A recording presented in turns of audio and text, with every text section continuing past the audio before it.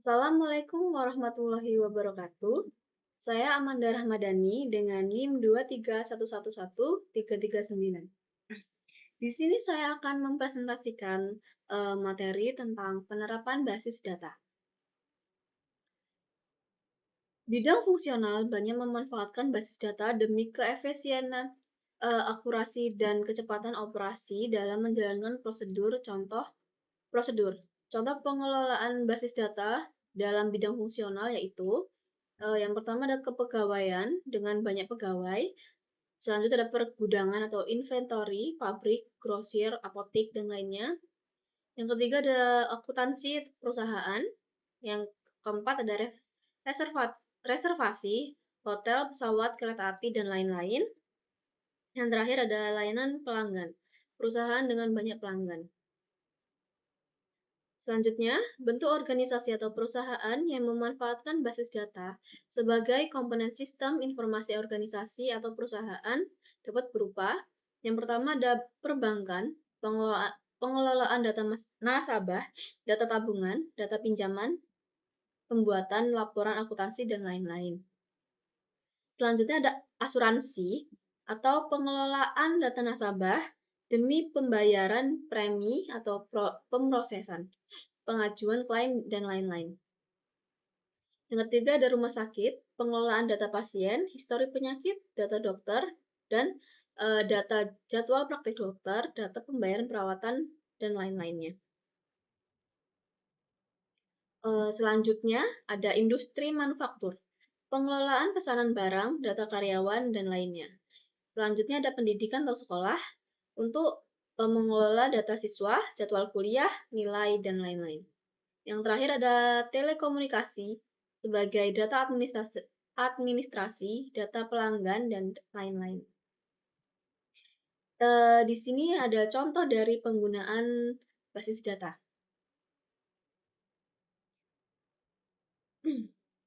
Penggunaan basis data, di sini ada tabel, dan ada 3 tabel. Yang pertama ini kolom pertama penggunaan basis data dalam sistem informasi dan aplikasi. Selanjutnya yang di tengah ada interaksi basis data dengan sistem informasi dan aplikasi. Yang terakhir ada data yang disimpan dalam basis data. Sistem informasi perpustakaan. Jika kita akan meminjam buku di perpustakaan, kita melakukan registrasi terlebih dahulu. Kemudian, data peminjam akan disimpan oleh sistem dalam basis data. Setelah itu, baru kita dapat melakukan berbagai transaksi, yaitu peminjaman buku, peminjaman buku, perpanjangan peminjaman buku, pengembalian buku, dan pembayaran denda. Seluruh transaksi yang dilakukan disimpan dalam basis data dan dapat diakses kembali oleh sistem sesuai dengan kebutuhan. Selanjutnya, data buku, misalnya kode buku, judul buku, pengarang, penerbit, dan tahun terbit. Data peminjam, misalnya nomor peminjam, nama peminjam, alamat peminjam, nomor telepon peminjam, dan email. Selanjutnya, data petugas perpustakaan, misalnya nomor induk karyawan, jabatan, dan level. Data transaksi peminjaman, misalnya tanggal pinjam, kode buku, jumlah buku, nomor peminjam, dan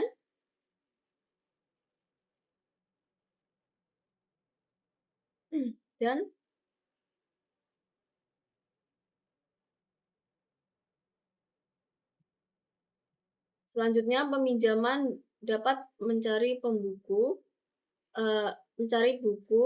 yang akan dipinjam dengan menekan tombol find atau search. Setelah itu, sistem informasi akan berinteraksi dengan basis data perpustakaan untuk menemukan atau mencari buku tersebut. Lalu hasil pencarian akan ditampilkan pada layar. Melalui interaksi yang terjadi antara sistem informasi dengan sistem data, petugas perpustakaan dapat mengetahui secara otomatis jika peminjam buku lebih dari ketentuan yang berlaku, peminjam belum mengembalikan buku tetapi akan meminjam buku lagi, atau yang lain, pemberitahuan ada yang kena denda pada hari H. Data transaksi perpanjangan peminjaman, misalnya tanggal perpanjangan, kode buku, jumlah buku diperpanjang, nomor peminjam, diperpanjang. Data transaksi pengembalian buku, misalnya tanggal pengembalian, kode buku, jumlah buku yang dikembalikan, nomor peminjam. Data transaksi pembayaran denda, misalnya tanggal denda, kode buku, jumlah buku yang kena denda, nomor peminjam, dan status lunas. Sistem informasi akademis. Dalam sistem informasi akademis ini terjadi proses antara lain penjadwalan kuliah, penjadwalan dosen, pencatatan absensi mahasiswa, pencatatan absensi dosen, penjadwalan ujian, dan pendataan nilai mahasiswa. Seluruh proses tersebut akan menyimpan data dalam basis data. Petugas akademis dapat mengetahui jadwal kuliah kelas tertentu dengan mengakses basis data. Melalui menu inquiry jadwal kuliah yang terdapat pada sistem informasi.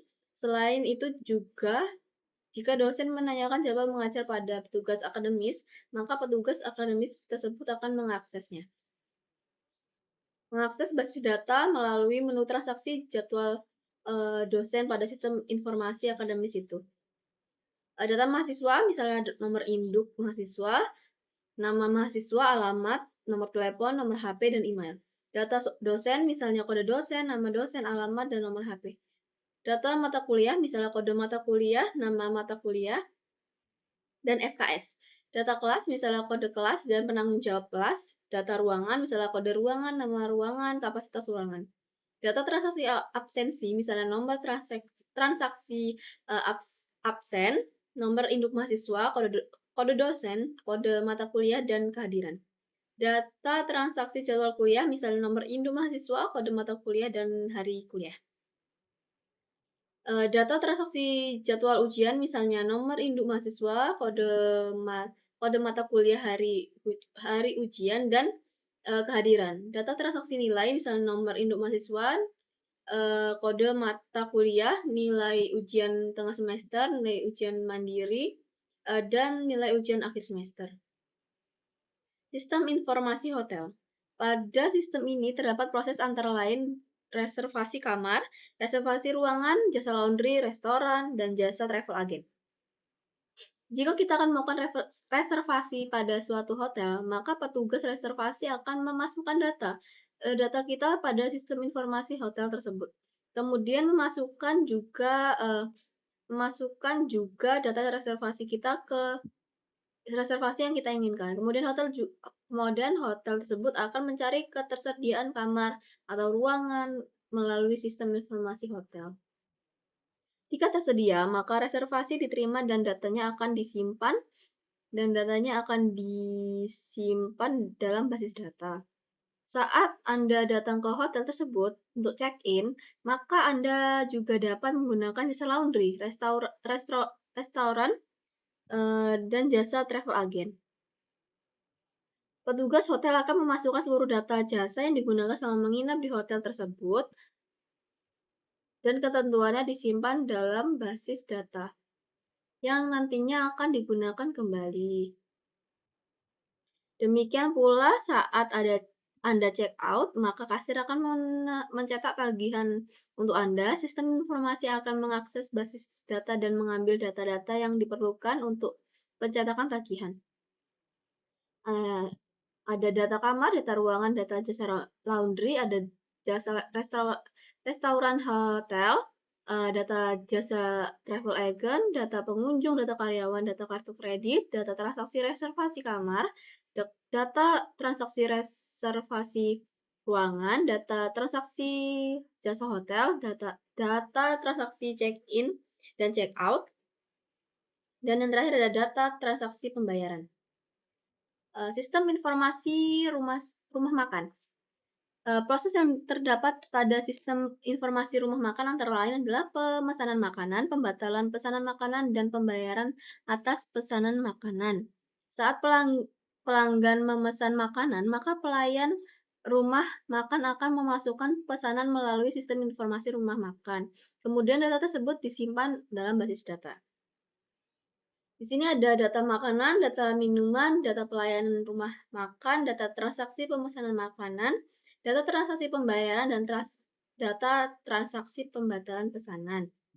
Nah, itu tadi contoh dari penerapan sistem basis data. Terima kasih atas perhatiannya. Untuk kekurangannya saya mohon maaf. Saya akhiri. Wassalamualaikum warahmatullahi wabarakatuh.